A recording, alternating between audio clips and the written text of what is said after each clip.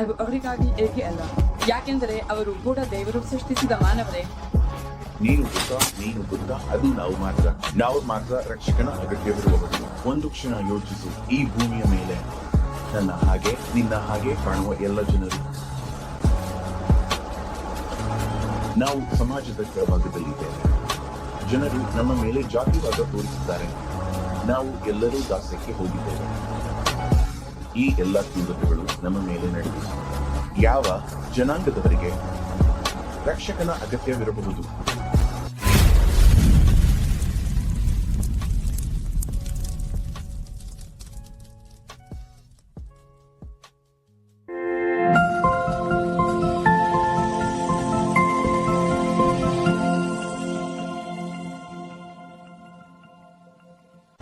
ಕ್ರೈಸ್ತ ಚರ್ಚ್ ಭೂಮಿಯ ಎಲ್ಲೆಡೆ ಏನು ಮಾಡಿದೆ ಅಂದ್ರೆ ನೀನು ಗೊತ್ತಾ? ಅದಕ್ಕಾಗಿಯೇ ನಾವು ಬೈಬಲ್ನ ಅರ್ಥವನ್ನು ಸರಿಯಾಗಿ ತಿಳಿದುಕೊಳ್ಳುವುದು ಮುಖ್ಯ. ನೀನು ಗೊತ್ತಾ? ಹಾಗೆಯೇ ಅದು ಬರೆಯಲ್ಪಟ್ಟಿರುವಂತೆ ಓದಬೇಕು. ಹಾಗೆಂದರೆ ಜಾನ್ 3:16 ನಿಮಗಾದರೂ ಅದನ್ನು ಕೇಳಿದ್ದೀರಾ? ದೇವರು ಲೋಕವನ್ನು ಇಷ್ಟು ಪ್ರೀತಿಸಿದನು, ಅವನು ತನ್ನ ಏಕಮಾತ್ರ ಪುತ್ರನನ್ನು ಕೊಟ್ಟನು, ಯಾರು ಅವನನ್ನು ನಂಬುತ್ತಾನೋವ. ನೀನು ಗೊತ್ತಾ? ನಾನು ಸ್ವಲ್ಪ ತಪ್ಪಾಗಿ ಹೇಳಿದ್ದೀಯಲ್ಲ. ನೀನು ಅದನ್ನು ಗೊತ್ತಿದ್ದೀಯಲ್ಲ. ಶಾಶ್ವತ ಜೀವನವನ್ನು ಹೊಂದಬೇಕು. ಕ್ರೈಸ್ತರು ಹೇಳುತ್ತಾರೆ ಅದು ಎಲ್ಲರಿಗೂ ಅನ್ವಯಿಸುತ್ತದೆ. ಹೌದು, ಆದರೆ ಆ ಅಧ್ಯಾಯದ ಸನ್ನಿವೇಶದಲ್ಲಿ ಅದು ಎಲ್ಲರ ಬಗ್ಗೆ ಮಾತನಾಡುತ್ತಿಲ್ಲ. ನೀನು ಗೊತ್ತಾ? ಅದು ನಿರ್ದಿಷ್ಟ ಜನರ ಬಗ್ಗೆ ಮಾತ್ರ ಮಾತನಾಡುತ್ತಿದೆ, ಅಂದರೆ ಇಸ್ರಾಯೇಲ್ಯರ ಬಗ್ಗೆ. ನೀನು ಗೊತ್ತಾ? ಅವರು ಕೆಲವು ಶಾಸ್ತ್ರಗಳನ್ನು ಬಳಸುತ್ತಾರೆ, ಅದು ಎಲ್ಲರಿಗೂ ಅನ್ವಯಿಸುವಂತೆ ತೋರಿಸಲು ಪ್ರಯತ್ನಿಸುತ್ತಾರೆ, ಆದರೆ ಅದು ಅಲ್ಲ. ಅದು ಒಂದು ಸಿದ್ಧಾಂತ. ಹೌದು, ಅದು ಕೆಟ್ಟದು. ನಾವು ಎಲ್ಲರೂ ಅದರಿಂದ ಬಂದಿದ್ದೇವೆ. ನಾವು ಎಲ್ಲರೂ ಕ್ರೈಸ್ತ ಚರ್ಚಿನಲ್ಲಿ ಬೆಳೆದಿದ್ದೇವೆ ಮತ್ತು ನಾವು ಸ್ವತಃ ಅದನ್ನು ಓದಲು ಪ್ರಾರಂಭಿಸಿದಾಗ, ಹಾಗೆಂದರೆ ಸರಿ, ಬೈಬಲ್ ಏನು ಹೇಳುತ್ತಿದೆ, ಬೈಬಲ್ ನನಗೆ ಏನು ಮಾಡಲು ಹೇಳುತ್ತಿದೆ ಎಂದು ನೋಡಿದಾಗ, ನಮ್ಮ ಕರ್ತನನ್ನು ಮತ್ತು ರಕ್ಷಕರನ್ನು ಸರಿಯಾದ ರೀತಿಯಲ್ಲಿ ಪೂಜಿಸುವುದನ್ನು ಅರ್ಥ ಮಾಡಿಕೊಳ್ಳಲು ಪ್ರಾರಂಭಿಸುತ್ತೇವೆ. ನಿಮಗೆ ಯಾವುದೇ ಪ್ರಶ್ನೆಗಳಿವೆಯಾ? ಹೌದು, ನನಗೆ ಇದೆ, ಏಕೆಂದರೆ ನಾನು ನೀವು ಹೇಳಿದಂತೆ ನಾನು ಈ ವಿವರಕ್ಕೆ ಹೋಗಿಲ್ಲ. ರಕ್ಷಣೆಯು ಕಪ್ಪು ಜನರಿಗೆ ಮಾತ್ರವೇನಾ, ಅಥವಾ ಎಲ್ಲರಿಗೂ, ಎಲ್ಲ ಮಾನವರಿಗೆ? ಮತ್ತು ಅದು ಅಲ್ಲ. ಹೌದು, ಅದು ಒಂದು ಪ್ರಶ್ನೆ. ಮತ್ತು ಏಕೆ ಅದು ಅವರಿಗಾಗಿ ಅಲ್ಲ, ಏಕೆಂದರೆ ಅವರು ಕೂಡ ದೇವರು ಸೃಷ್ಟಿಸಿದ ಮಾನವರೇ. ಸರಿ, ಅದು ಒಂದು ವಿಷಯ. ಇನ್ನೊಂದು ವಿಷಯವೂ ಇದೆ. ಯೇಸು ಬಂದಾಗ ಎಲ್ಲ ಆಜ್ಞೆಗಳು ಹೋಗಿ 2 ಮಾತ್ರ ಉಳಿದಿವೆ. ಹೌದು, ಸರಿ, ಹೌದು, ಅದನ್ನು ನಾನು ಸ್ಪಷ್ಟವಾಗಿ ತಿಳಿದುಕೊಳ್ಳಬೇಕು. ಒಂದು ಶ್ಲೋಕದಿಂದ ಪ್ರಾರಂಭಿಸೋಣ. ಶ್ಲೋಕ 21ರಿಂದ ಪ್ರಾರಂಭಿಸೋಣ. ಇದು ಕ್ರಿಸ್ತನು ಮಾತನಾಡುತ್ತಿರುವುದು. ಹಾಗಾದರೆ ಓದೋಣ. ಸರಿ, ಶ್ಲೋಕ 21ರಲ್ಲಿ ಯಾವುದು? ಯೋಹಾನ 4:21. ಯೇಸು ಅವಳಿಗೆ ಹೇಳಿದನು, ಹೆಂಗಸೇ, ನನ್ನನ್ನು ನಂಬು. ಈ ಬೆಟ್ಟದಲ್ಲಾಗಲಿ ಯೆರೂಸಲೇಮಲ್ಲಾಗಲಿ ನೀವು ತಂದೆಯನ್ನು ಆರಾಧಿಸುವ ಕಾಲ ಬರುವುದು. ಈ ಹೆಂಗಸು ಸಮಾರ್ಯ ಮಹಿಳೆ ಅಲ್ಲವೇ? ಅವಳು ಉತ್ತರ ರಾಜ್ಯದವಳು. ಸಮಾರ್ಯವು ಉತ್ತರ ರಾಜ್ಯದ ರಾಜಧಾನಿಯಾಗಿತ್ತು. ನಾವು ಹೇಗೆ ಹೇಳ್ತೀವಿ ಯಹೂದ್ಯರು ಮತ್ತು ಅನ್ಯಜಾತಿಗಳು ಅಂತ? ನಾವು ಯಹೂದ್ಯರು ಮತ್ತು ಅನ್ಯಜಾತಿಗಳು ಅಂದರೆ ಸೇರಿಸಲಾದವರು ಅಂತ ಹೇಳ್ತೀವಲ್ಲ. ಹೌದು, ಅವರು ಬೇರೆ ಜಾತಿಯವರು ಅಲ್ಲ. ನಾನು ಅದನ್ನು ಸ್ವಲ್ಪ ಹೊತ್ತಿನಲ್ಲಿ ವಿವರಿಸುತ್ತೇನೆ. ಅದು ಕೂಡ ರಾಜರ ಕಾಲದಲ್ಲಿ ವಿಭಜನೆಯಾದ ಉತ್ತರ ರಾಜ್ಯದವರು, ಅಂದರೆ ಚದುರಿದವರು. ಅವರು ವಿಭಜನೆಗೊಂಡರು, ಬೇರೆ ದೇವರನ್ನು ಪೂಜಿಸಲು ಪ್ರಾರಂಭಿಸಿದರು, ವಿಗ್ರಹಾರಾಧನೆ ಮಾಡಿದರು, ಮತ್ತು ಅವರು ಇನ್ನು ಮುಂದೆ ಆಜ್ಞೆಗಳನ್ನು ಪಾಲಿಸುತ್ತಿರಲಿಲ್ಲ. ಆದರೆ ಅವರು ಮತ್ತೆ ಸೇರಿ ಇಸ್ರಾಯೇಲಿನ 12 ಗೋತ್ರಗಳಂತೆ ಒಂದಾಗಿ ಸೇರಬೇಕಾಗಿರಲಿಲ್ಲವಲ್ಲ, ಅಲ್ಲವೇ? ಕ್ರಿಸ್ತನು ಅದಕ್ಕಾಗಿ ಬಂದನು, ಅಲ್ಲವೇ? ಹಾಗಾಗಿ ಈ ಸಮಾರ್ಯ ಮಹಿಳೆಗೆ ಅರ್ಥವಾಗಿತ್ತು. ವಾಸ್ತವವಾಗಿ ಓದೋಣ. ಹೌದು, ಓದೋಣ, ನೋಡೋಣ. ನಾನು ತುಂಬಾ ದೂರ ಹೋಗುವುದಿಲ್ಲ. ಪದ್ಯ 9. ಹೌದು, ಪದ್ಯ 9. ಆಗ ಸಮಾರ್ಯದ ಮಹಿಳೆ ಅವನಿಗೆ ಹೇಳಿದಳು, ನೀನು ಯಹೂದನಾಗಿದ್ದರೂ ನಾನು ಸಮಾರ್ಯದ ಮಹಿಳೆಯಾಗಿದ್ದೇನೆ, ನನಗಿಂತ ನೀನು ಕುಡಿಯಲು ಹೇಗೆ ಕೇಳುತ್ತೀಯಾ? ಅವಳು ಕೇಳುತ್ತಿದ್ದಾಳೆ, ಈಕೆ ಸಮಾರ್ಯದ ಮಹಿಳೆ, ನೀನು ಯಹೂದನ, ನೀವು ಆ ಭಾಗವನ್ನು ಮತ್ತೆ ಓದಿರಾ? ನೀನು ಯಹೂದನಾಗಿದ್ದರೂ ನನಗಿಂತ ಕುಡಿಯಲು ಹೇಗೆ ಕೇಳುತ್ತೀಯಾ? ನಾನು ಸಮಾರ್ಯದ ಮಹಿಳೆಯಾಗಿದ್ದೇನೆ. ಆ ಸಮಯದಲ್ಲಿ ಯಹೂದ್ಯರು ಉತ್ತರ ರಾಜ್ಯದವರೊಂದಿಗೆ ವ್ಯವಹರಿಸುತ್ತಿರಲಿಲ್ಲ, ಅಲ್ಲವೇ? ಅವರು ಇಸ್ರಾಯೇಲಿನ ಇತರ ಗೋತ್ರಗಳು, ಅಂದರೆ 10 ಇತರ ಗೋತ್ರಗಳು ವಿದೇಶಗಳಲ್ಲಿ ಚದುರಿಕೊಂಡು ವ್ಯಭಿಚಾರದಲ್ಲಿ ತೊಡಗಿದ್ದವು. ಬೆಂಜಮಿನ್, ಯೆಹೂದ, ಲೇವಿ ಅಂದರೆ ದಕ್ಷಿಣ ರಾಜ್ಯದವರು ಆ ಸಮಯದಲ್ಲಿ ಆ ಜನರೊಂದಿಗೆ ಯಾವುದೇ ಸಂಬಂಧ ಹೊಂದಿರಲಿಲ್ಲ. ಹಾಗಾದರೆ ಯಹೂದನು ಏಕೆ ನನಗೆ ಕನಸು ಸೇರಿಸುತ್ತಾನೆ, ಅಲ್ಲವೇ? ಮುಂದುವರಿಯಿರಿ. ಯಹೂದ್ಯರು ಸಮಾರ್ಯರೊಂದಿಗೆ ಯಾವುದೇ ವ್ಯವಹಾರವಿಲ್ಲ, ಅವರು ನಮ್ಮೊಂದಿಗೆ ವ್ಯವಹರಿಸುವುದಿಲ್ಲ, ಅಲ್ಲವೇ? ಮುಂದುವರಿಯಿರಿ. ಇವರು ನಮ್ಮ ಜನರು, ಇವರು ಇಸ್ರಾಯೇಲ್ಯರು. ಆದರೆ ಆ ಸಮಯದಲ್ಲಿ ಧರ್ಮಶಾಸ್ತ್ರವನ್ನು ಪಾಲಿಸುತ್ತಿದ್ದವರು ಇವರೊಂದಿಗೆ ವ್ಯವಹರಿಸುತ್ತಿರಲಿಲ್ಲ. ಮುಂದುವರಿಯಿರಿ. 22. ಹೌದು, ದಯವಿಟ್ಟು ಕವಿತೆ 21. ಯಹೂದ್ಯರು ಭೂಮಿಯಿಂದ ಉಳಿಸಲ್ಪಟ್ಟರು. ಹೆಂಗಸು, ನನ್ನನ್ನು ನಂಬು, ಸಮಯ ಬರುತ್ತಿದೆ. ನೀವು ಈ ಪರ್ವತದಲ್ಲಾಗಲಿ ಯೆರೂಸಲೇಮಲ್ಲಾಗಲಿ ತಂದೆಯನ್ನು ಆರಾಧಿಸುವುದಿಲ್ಲ. ನೀವು ಏನನ್ನು ಆರಾಧಿಸುತ್ತೀರಿ ಎಂಬುದನ್ನು ನಿಮಗೆ ಗೊತ್ತಿಲ್ಲ. ನೀವು ಹೇಳುತ್ತೀರಿ ಆರಾಧಿಸುತ್ತೀರಿ, ಆದರೆ ಏನು ಆರಾಧಿಸುತ್ತೀರಿ ಗೊತ್ತಿಲ್ಲ. ಮುಂದುವರಿಯಿರಿ. ಆರಾಧಿಸುತ್ತೇವೆ ಗೊತ್ತು. ಏನನ್ನು ಆರಾಧಿಸುತ್ತೇವೆ ಗೊತ್ತಿದೆ. ಉದ್ಧಾರವು ಯಹೂದ್ಯರಿಂದ ಬರುತ್ತದೆ.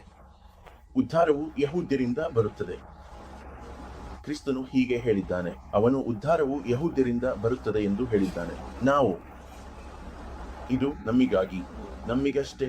ಉದ್ಧಾರಕನ ಅಗತ್ಯವಿರುವವರು ನಾವು ಮಾತ್ರ. ಭೂಮಿಯ ಮೇಲೆ ಇರುವ ಎಲ್ಲಾ ಜನರನ್ನು ಯೋಚಿಸಿ, ನನ್ನ ಹಾಗೆ ನಿನ್ನ ಹಾಗೆ ಕಾಣುವವರು. ನಾವು ಸಮಾಜದ ಕೆಳಭಾಗದಲ್ಲಿದ್ದೇವೆ. ಜನರು ನಮ್ಮ ಮೇಲೆ ಜಾತ್ಯಹಂಕಾರ ತೋರಿಸುತ್ತಾರೆ. ನಾವು ಎಲ್ಲರೂ ದಾಸ್ಯಕ್ಕೆ ಹೋಗಿದ್ದೇವೆ. ಈ ಎಲ್ಲಾ ಕ್ರೂರತೆಗಳು ನಮ್ಮ ಮೇಲೆ ಸಂಭವಿಸಿದ್ದವು. ಯಾವ ಜನಾಂಗದವರಿಗೆ ಉದ್ಧಾರಕನ ಅಗತ್ಯವಿದೆ?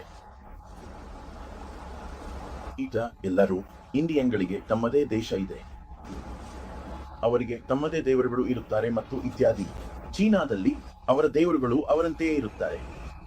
ಅವರಿಗೆ ತಮ್ಮದೇ ದೇಶ ಇದೆ, ಎಲ್ಲವೂ ಇದೆ. ಹೌದು ಅಂತೆ ಕರೆಯಲ್ಪಡುವ ಶ್ವೇತವರ್ಣದವನಿಗೂ ಅವರಿಗೆ ಅಮೆರಿಕ ಇದೆ, ಸ್ಪೇನ್ ಇದೆ, UK ಇದೆ. ಇವುಗಳೆಲ್ಲ ಅವರಿಗಿವೆ. ನಮಗೆ ವಾರಸತ್ವವಿಲ್ಲ, ನಮ್ಮದೇ ಭೂಮಿ ಇಲ್ಲ, ನಮ್ಮ ಸಂಸ್ಕೃತಿಯನ್ನು ಕಳೆದುಕೊಂಡಿದ್ದೇವೆ. ಅದು ನನಗೆ ಕೊಡು. ಏನೂ ಇದೆ? ನಾವಂತೂ ಯೆರೆಮೀಯ ಪುಸ್ತಕದಿಂದ ಕಳೆದುಕೊಂಡಿದ್ದೇವೆ. ನಾವು ಯೆರೆಮೀಯ ಅಧ್ಯಾಯ 17 ವಚನ 3 ಅನ್ನು ಕಳೆದುಕೊಂಡಿದ್ದೇವೆ. ಹಾಗಾದರೆ ನೀನು ಏನು ಮಾಡುತ್ತೀಯೆ ಎಂದು ತಿಳಿಯಲು ಬಯಸುತ್ತೇನೆ. ನಾವು ಏನು ಓದುತ್ತಿದ್ದೇವೆ ಎಂದು ನೀನು ನೋಡಬಹುದು, ನೀನೇ ನೋಡಿಕೊಳ್ಳಲು. ಅದನ್ನು ಓದು. ಯೆರೆಮೀಯ ಅಧ್ಯಾಯ 17 ವಚನ 4. ಮತ್ತು ನೀನೇ ನಾನು ನಿನಗೆ ಕೊಟ್ಟಿದ್ದ ಆ ನಿನ್ನ ಪರಂಪರೆಯಿಂದ ದೂರವಾಗುವೆ. ನೋಡು, ನಮ್ಮ ಪರಂಪರೆಯಿಂದ ನಾವು ದೂರವಾಗಿದ್ದೇವೆ. ನಮ್ಮ ಭಾಷೆ, ನಮ್ಮ ಭೂಮಿ, ನಮ್ಮ ಪರಂಪರೆ, ಈ ಎಲ್ಲವನ್ನೂ ನಾವು ಕಳೆದುಕೊಂಡಿದ್ದೇವೆ. ಆ ವಾಗ್ದಾನಗಳು, ಮಹಿಮೆ, ಆ ಎಲ್ಲವನ್ನೂ ನಮ್ಮಿಂದ ಕಿತ್ತುಕೊಳ್ಳಲಾಗಿದೆ, ಅಲ್ಲವೇ? ಅದು ಏಕೆಂದರೆ ನಾವು ದೇವರ ಆಜ್ಞೆಗಳನ್ನು ಉಲ್ಲಂಘಿಸಿದ್ದೇವೆ. ಮತ್ತು ದೇವರು ಹೇಳಿದ್ದಾನೆ, ಅದಕ್ಕೆ ಶಿಕ್ಷೆ ಎಂದರೆ ಇತರ ಜನಾಂಗಗಳು ಈಗ ನಿಮ್ಮ ಮೇಲೆ ಆಳುವರು. ನೀವು ಭೂಮಿಯನ್ನು ಆಳಬೇಕಾಗಿತ್ತು, ನೀವು ಮಾದರಿಯಾಗಿರಬೇಕಾಗಿತ್ತು, ಸರಿ ಅಲ್ಲವೇ? ಹಾಗಾಗಿ ನೀವು ಆಜ್ಞೆಗಳನ್ನು ಉಲ್ಲಂಘಿಸಲು ಇಚ್ಛಿಸಿದ್ದೀರಿ ಅಂದರೆ ನಾನು ಈ ಇತರ ಜನಾಂಗಗಳನ್ನು ನಿಮ್ಮ ಮೇಲೆ ಇಡುತ್ತೇನೆ ಎಂದು ಅವನು ಹೇಳಿದನು. ನೀವು ಅವರಿಂದ ಸಾಲಗಳನ್ನು ಪಡೆಯಬೇಕಾಗುತ್ತದೆ. ನೀವು ನಿಮ್ಮ ನೀರು, ವಿದ್ಯುತ್ಗಾಗಿ ಅವರಿಗೆ ಹಣ ಪಾವತಿಸಬೇಕಾಗುತ್ತದೆ. ನೀವು ಅವರಿಗಾಗಿ ತುಂಬಾ ಕಷ್ಟಪಟ್ಟು ಕೆಲಸ ಮಾಡಬೇಕಾಗುತ್ತದೆ. ನಿಮ್ಮ ವ್ಯವಹಾರಗಳು ಯಶಸ್ವಿಯಾಗುವುದಿಲ್ಲ. ಈ ಎಲ್ಲವೂ ಹಾಗೆ ಮಾಡಿದ ಕಾರಣ ನಾವು ಅವನನ್ನು ಕರೆಯಲು ಸಾಧ್ಯವಾಗುತ್ತದೆ. ಹಾಗಾಗಿ ನಾವು ಹೇಳಬಹುದು, ಪ್ರಭು, ನಾನು ತಪ್ಪು ಮಾಡಿದ್ದೇನೆ ಎಂದು ನನಗೆ ಗೊತ್ತಿದೆ. ಈಗ ನಾನು ಪಶ್ಚಾತ್ತಾಪ ಪಡುತ್ತೇನೆ, ನಾನು ಕೈಬಿಡುತ್ತೇನೆ, ಪಶ್ಚಾತ್ತಾಪ ಪಡುತ್ತೇನೆ. ವಿನಂತಿ ಕರೆಯುತ್ತಾರೆ. ಅವನಿಗೆ ವಿನಂತಿ ಮಾಡಿ, ಸರಿ ಅಲ್ಲವೇ? ಅದನ್ನು ಓದು. ಮತ್ತು ನಾನು ನಿನಗೆ ಕೊಟ್ಟಿರುವ ಆನುವಂಶಿಕತೆಯಿಂದ ನೀನೇ ಸಹ ದೂರವಾಗುವೆ. ನಾನು ಕೊಟ್ಟಿದ್ದನ್ನು ನಾನು ಇಲ್ಲಿ ಕೊಟ್ಟಿದ್ದೆ, ಬನ್ನಿ. ಮತ್ತು ನಾನು ನಿನ್ನನ್ನು ನಿನ್ನ ಶತ್ರುಗಳಿಗೆ ಸೇವೆ ಸಲ್ಲಿಸುವಂತೆ ಮಾಡುವೆನು. ಅವನು ಹೇಳಿದನು, ನಾನು ನಿನ್ನನ್ನು ನಿನ್ನ ಶತ್ರುಗಳಿಗೆ ಸೇವೆ ಮಾಡುವಂತೆ ಮಾಡುತ್ತೇನೆ. ನಿಮಗೆ ತಿಳಿಯದ ದೇಶದಲ್ಲಿ, ನಾವು ತಿಳಿಯದ ಸ್ಥಳದಲ್ಲಿ, ನಾವು ದಾಸರ ಹಡಗುಗಳಲ್ಲಿ ಹೋದ್ವಿ, ಅಲ್ಲವೇ? ದಾಸರ ಹಡಗುಗಳಲ್ಲಿ ಇನ್ನೇನು ಮಾರ್ಗಗಳಿದ್ದವು? ದಾಸರ ಹಡಗುಗಳು. ನಾವು ನಡೆದು ಹೋದ್ವಿ. ನಾವು ಸರಪಳಿಗಳಲ್ಲಿ ನಡೆದು ಹೋದ್ವಿ. ನಾವು ಬೇರೆ ಬೇರೆ ಮಾರ್ಗಗಳಲ್ಲಿ ಬೇರೆ ಭೂಮಿಗಳಿಗೆ ಹೋಗಿ ಅಲ್ಲಿ ಚದುರಿ ದಾಸ್ಯಕ್ಕೆ ಒಳಗಾದ್ವಿ. ಅವನು ಹೇಳಿದನು, ನಮ್ಮನ್ನು ದಾಸ್ಯಕ್ಕೆ ಹಾಕಿದ ಆ ಜನರು ನಿನ್ನ ಶತ್ರುಗಳು. ಅವರು ನಮ್ಮ ಜನರಲ್ಲ. ಕೆಲವರು ಒಳ್ಳೆಯವರು ಇದ್ದರೂ ಅವರು ನಮ್ಮ ಶತ್ರುಗಳು. ಅವರು ದೇವರ ಶತ್ರುಗಳು ಕೂಡ. ಮುಂದುವರಿಯಿರಿ. ನೀನು ಕ್ಷಮಿಸು, ನಾನು ನಿನ್ನನ್ನು ನೀನು ತಿಳಿಯದ ಭೂಮಿಯಲ್ಲಿ ನಿನ್ನ ಶತ್ರುಗಳಿಗೆ ಸೇವೆ ಮಾಡಿಸುವೆನು. ಬನ್ನಿ, ನೀವು ನನ್ನ ಕೋಪದಲ್ಲಿ ಬೆಂಕಿಯನ್ನು ಹಚ್ಚಿದ್ದೀರಿ. ನಾವು ದೇವರನ್ನು ಕೋಪಗೊಳಿಸಿದ್ದೇವೆ. ಅವನು ಹೀಗೆ ಮಾಡಿದನು. ಸದಾಕಾಲ ಸುಡುವುದು. ಅವನು ಹೇಳಿದನು, ಅದು ಶಾಶ್ವತವಾಗಿ ಉರಿಯುತ್ತದೆ. ಅಂದರೆ ಶಾಶ್ವತವಾಗಿ ಮಾತ್ರವಲ್ಲ, ನಾವು ಪಶ್ಚಾತ್ತಾಪ ಪಡುವವರೆಗೂ. ಅವನು ನಮ್ಮನ್ನು ಈಗ ಗುಲಾಮರನ್ನಾಗಿ ಮಾಡುತ್ತಾನೆ. ನಾವು ಈಗ ದಾಸ್ಯದಲ್ಲಿದ್ದೇವೆ. ನಾವು ಎಂದಿಗೂ ಮುಕ್ತರಾಗಿರಲಿಲ್ಲ. ನೀನು ನನಗೆ ಅರ್ಥವಾಗುತ್ತಿದೆಯಾ ಎಂದು ಗೊತ್ತಾ? ಹೌದು, ನಿಜವಾಗಿ ನನಗೆ ಬೋಲ್ ಕೊಡು. ಹೌದು ಹೌದು, ನಾನು. ಗುಂಪು ಅಧ್ಯಾಯ 3 ಮತ್ತು ವಚನ 8. ಬನ್ನಿ ನೋಡಿ, ನಾವು ಇಂದಿಗೂ ನಮ್ಮ ದಾಸ್ಯದಲ್ಲಿದ್ದೇವೆ. ಹೌದು, ನಾವು ಇಂದಿಗೂ ನಮ್ಮ ದಾಸ್ಯದಲ್ಲಿದ್ದೇವೆ. ನಾವು ಇನ್ನೂ ಇಲ್ಲೇ ಇದ್ದೇವೆ. ಇಲ್ಲಿ ಬಂದ ನಗರಗಳು, ಕನಿಷ್ಠ ಅವರು ಇಲ್ಲಿ ಬಂದಾಗ ದಾಸರಾಗಿ ಬಂದಿದ್ದರು.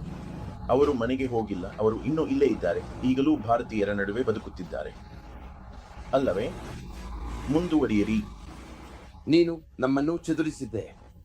ದೇವರು ಒಂದನ್ನು ಚದುರಿಸುತ್ತಾನೆ, ನಿಂದೆಗೆಂದು ಹೌದು, ಮತ್ತು ಶಾಪಕ್ಕೂ. ಇದು ಶಾಪ. ಇದು ಏಕೆ ಸಂಭವಿಸಿತು? ಮುಂದುವರಿಯಿರಿ.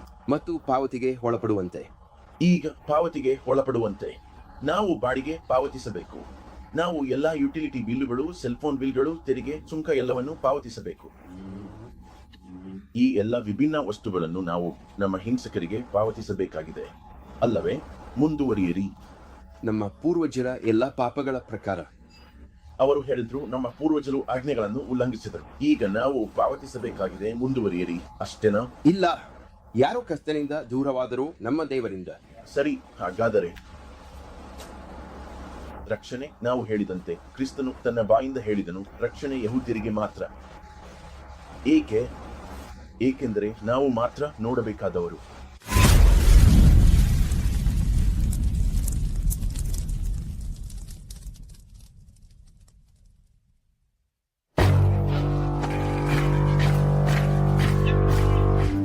ಇದು ಸೆರಾ ಸ್ಟೋರೀಸ್ ಇಲ್ಲದೆ ಏನು? ರಾಷ್ಟ್ರ ಎಂದರೆ ಪುರುಷರು ಮಾದರಿಯಾಗಿ ಮುನ್ನಡೆಸುವುದು.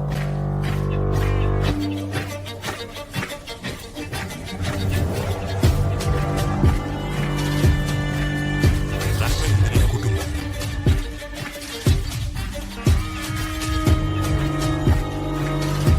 ರಾಷ್ಟ್ರ ಎಂದರೆ ಸಮುದಾಯ. ರಾಷ್ಟ್ರ ಎಂದರೆ ಮಕ್ಕಳಿಗೆ ಮಾದರಿಯವರು ಇರುವುದು.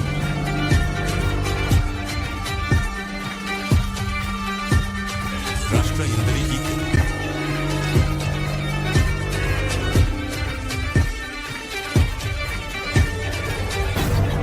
ರಾಷ್ಟ್ರ ಎಂದರೆ ಏಕತೆ. ಮತ್ತು ಕೊನೆಗೆ ನನ್ನ ಸಹೋದರರೇ, ನೀವು ಬಲಶಾಲಿಗಳಾಗಿರಿ. ಕರ್ತನಲ್ಲಿ ಅವನ ವಾಕ್ಯದಲ್ಲಿ